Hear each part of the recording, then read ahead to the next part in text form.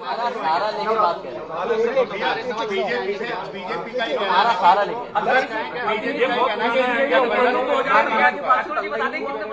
BJP कह रही है तेरा सारा ले रहे हैं। भैया भैया आप ये कह रहे हैं कि इंडी गठबंधन के हार मान चुका है और निकल ही नहीं रहा। बीजेपी को अंग्रेजी सिखाओ, इंडी नहीं इंडिया गठबंधन वो है। कह रहे हैं कि आप प्रधानमंत्री ये कह रहे हैं कि ये विपक्ष वाले जो हैं मांस मछली खा रहे हैं और नवरात्रों में उसका सम्मान भी नहीं कर रहे हैं। देखो ऐसा है, हम खुद बीजेपी वालों को जानते हैं, और क्योंकि बीजेपी के पास सरकार, मेरे बगल में बैठ करके एक बीजेपी के नेता नॉनवेज खा रहा था, ये क्या बात हुई? मैंने देखा अपने, मेरे बगल में एयरलाइंस में मेरे बगल में बैठ करके बीजेपी वाले नेता नॉनवेज खा रहा था, तो ये क्या बात हुई? तो यही तो लड़ाई है। बीजेपी हर चीज में पाबंदी लगाना चाहती है कि आप कपड़े कौन सा पहनोगे, आपके कपड़े का रंग क्या है, आप आज चिकन खाओगे, आज मटन खाओगे, आज ये नहीं खाओगे। बीजेपी के लोग नहीं खाते नॉनवेज, तो इसलिए इस बहस में मत पड़ो।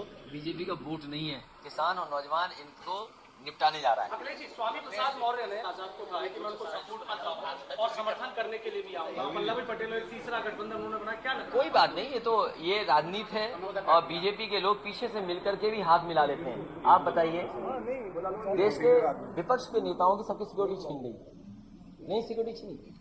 एक दिन सुबह मुझे पता लगा कि आईएनएसी आपकी नहीं रहेगी, एनएसी चली गई हमारी।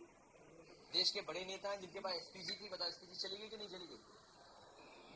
हमारी पार्टी से जितने विधायक हमें छोड़ के गए, उनको वही सिक्योरिटी मिली है कि नहीं जो यहाँ सिक्योरिटी मिली है? वो सब सिक्योरिटी मिली है कि नहीं मिली है? हमारी पार्टी को छोड़ने वालों को सिक्योरिटी मिली कि नहीं मिली? जो विधायक हमें छोड़ के गए उनको वही दिल्ली की सिक्योरिटी मिली है। इसलिए बीजेपी उन सबको सिक्योरिटी देगी जो समाजवादी पार्टी को नुकसान पहुंचाएंगे। जितने भी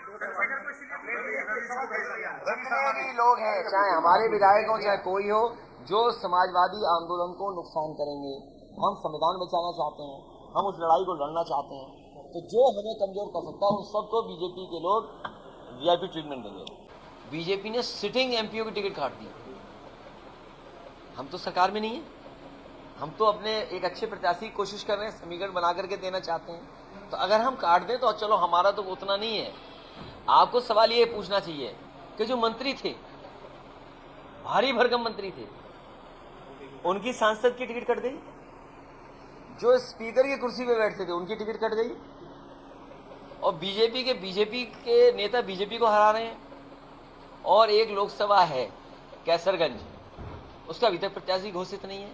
वो इसीलिए इंतजार कर रहे हैं कि पहला और दूसरे फेज का चुनाव जब हो जाए तो हम प्रत्याशी घोषित कर देंगे। क्या ये बात आप सहमत है मुझसे?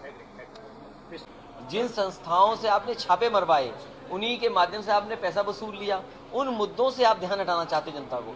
आप हम यहाँ बैठे हैं, क्या 1600 करोड़ कोई चंदा देगा? क्या वो कंपनी जिसका खुद का मुनाफा नहीं है और मुनाफे से 3 गुना ज्यादा चंदा दिया है, सोचिए आप, तो महंगाई तो अपने आप बढ़ जाएगी। नहीं बढ़ेगी महंगाई क्या? समाजवादी पार्टी और जो बाकीदार ईवीएम के अगेंस्ट में आवाज उठाते हैं। समाजवादी पार्टी ईवीएम से बीजेपी को हरा के ईवीएम हटाएगी, ईवीएम से हरा के फिर ईवीएम हटाएगी। मैंने अरे देखिए, और आप देखिए, आप भी ये सवाल क्यों पूछ रहे हो मैं नहीं समझ रहा हूँ, लेकिन मैं आपकी जानकारी के लिए, और आपको पता है वो बात, जर्मनी में इलेक्ट्रॉनिक वोटिंग मशीन से वोट पढ़वाना इज अनकॉन्स्टिट्यूशनल। तो सोचो, जर्मनी जो हमसे न जाने कितना आगे है, अगर वो दोष ये सोच सकता है, क्योंकि हमारा सीक्रेट बैलेट है, हमारा जो संविधान हमें देता है अधिकार, वो सीक्रेट बैलेट का है। लेकिन ईवीएम को सीक्रेट नहीं बचता है, इनके गांव में, इनके बूथ का हमें पता है कि वोट किसका है, तो हमारी सीक्रेसी खत्म हो रहा है, हमारे एक दूसरे में दूरियां पैदा करता है। तो भविष्य में समाजवादी पार्टी बीजेपी को ईवीएम से हरा के फिर ईवीएम हटाएगी। कितनी सीटें जीत रहे हैं यूपी में आप? अभी तो हमारा जो इंडिया गठबंधन है, एक छोड़ करके एक में लड़ाई है, बाकी सब सीटें हम लोग जीत रहे हैं। कितनी यूपी में कितनी? 79। एक में लड़ाई है, एक में लड़ाई है, अब वो आप पता कर लो। अच्छा, आखिरी सवाल, आखिरी सवाल, 80 वोट जीत रहे हैं।